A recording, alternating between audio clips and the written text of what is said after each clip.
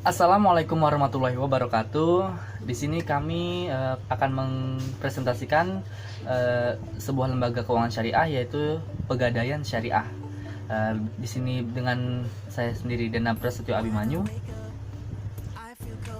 Baik, untuk yang pertama itu ada gadai dalam hukum Islam. Nah, kalau dalam hukum Islam, gadai itu tuh disebut dengan al-ran. Nah, gadai itu tuh berarti perjanjian penyerahan barang sebagai jaminan sehingga orang yang bersangkutan boleh mengambil utang. Maksudnya untuk simpelnya, jadi kita menjaminkan sebuah barang itu kepada sebuah lembaga, lalu kita bisa meminjam utang.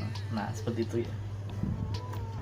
Dan adapun dasar hukum ran itu, yang pertama dari dalam Al-Quran itu terdapat dalam Quran surah At-Tur ayat 21, yang kedua Quran surah Al-Mudassir ayat 38, dan yang ketiga Quran surah Al-Baqarah ayat 283. Dan adapun dalam hadis itu berbunyi, sesungguhnya Rasulullah membeli barang dari seorang Yahudi, makanan, kemudian ia gadaikan baju besinya. Hadis riwayat Bukhari dan Muslim. Di sini pun ada terdapat rukun gadai, yaitu yang pertama ada rahim, yaitu orang yang menggadaikan. Yang kedua ada murtahin, yaitu orang yang menerima gadai. Yang ketiga ada marhun, yaitu barang yang digadaikan. Dan yang keempat ada marhun bih, yaitu sesuatu yang karenanya diadakan gadai, yakni harga dan sifat akad gadai. Kemudian ada syarat sah gadai, yaitu yang pertama adalah orang yang berakad telah balik atau dewasa dan berakal. Dan yang kedua ada syarat barang gadai harus nyata dan dapat ditentukan harganya. Nah, yang ketiga, pinjaman merupakan hak yang wajib dikembalikan kepada penerima gadai. Dan yang keempat, adanya transaksi diisyaratkan adanya sigat. Transaksi disyaratkan adanya sigat atau akad. Assalamualaikum warahmatullahi wabarakatuh. Perkenalkan, saya Dwi Sari. Di sini saya akan menjelaskan mengenai prinsip-prinsip pembiayaan gadai syariah. Yang pertama adalah prinsip tauhid atau keimanan. Gadai dengan prinsip tauhid dapat dipahami di mana ketaatan kepada Tuhan diletakkan pada posisi puncak, sedangkan manusia dan alam diletakkan pada posisi sejajar yang saling membutuhkan. Manusia diberikan amanat untuk memanfaatkan alam dan didorong menghasilkan output yang dapat bermanfaat bagi semua pelaku ekonomi. Output itu sendiri tidak mutlak dimilikinya, karena pada harta yang dimilikinya ada hak orang lain yang membutuhkan. Yang kedua adalah prinsip tolong-menolong atau ta'awun.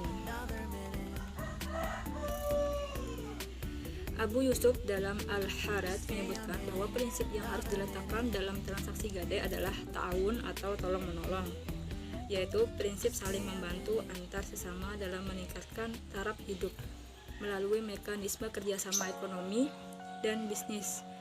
Hal ini sesuai dengan Al-Quran yang artinya, dan tolong menolonglah kamu dalam berbuat kebajikan dan takwa, serta janganlah bertolong menolong dalam berbuat keji dan permusuhan. Quran Surat Al-Maidah ayat 2. Yang ketiga adalah prinsip bisnis atau tizarah.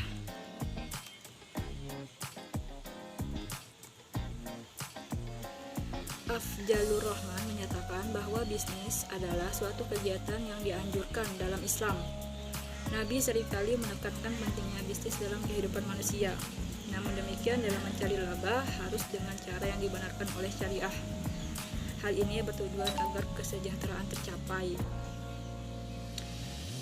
Umar Chapra menyebutnya dengan istilah al-falah. Muhammad Syafi'i Antonia berpendapat dalam kacamata Islam tidak ada dikotomi antara usaha-usaha untuk pembangunan ekonomi maupun sektor-sektor lainnya dengan persiapan untuk kehidupan di akhirat nanti.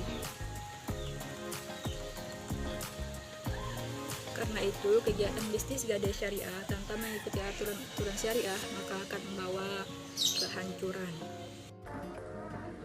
Baiklah, di sini saya akan menjelaskan tentang materi yang ketiga, yaitu perbedaan antara pegadaian syariah dengan pegadaian konvensional. Yang pertama, dalam pegadaian syariah, kegiatan usahanya tidak menerapkan sistem bunga, dan objeknya halal. Sedangkan dalam pegadaian konvensional, kegiatan usahanya menerapkan sistem bunga. Yang kedua, dalam pegadaian syariah, kelebihan lelang barang jaminan akan dikembalikan. Sedangkan dalam pegadaian konvensional, kelebihan lelang barang jaminan tidak akan dikembalikan. Yang ketiga, dalam pegadaian syariah, akomodatif atas keanekaragaman jenis barang jaminan. Sedangkan dalam pegadaian konvensional, tidak akomodatif atas keanekaragaman jenis barang jaminan.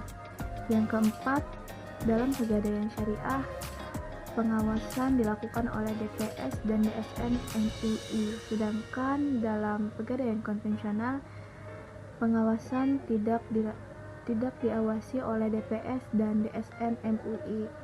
Yang kelima, ada penyelesaian perselisihan atau persengketaan oleh Basarnas dan Peradilan Agama. Sedangkan dalam pegadaian konvensional, penyelesaian perselisihan atau persengketaan dilakukan oleh Badan Arbitrase Nasional Indonesia atau yang disingkat dengan BANI dan Peradilan Umum. Mungkin itu saja yang bisa disampaikan oleh kelompok kami, kurang lebihnya mohon maaf. Wassalamualaikum warahmatullahi wabarakatuh.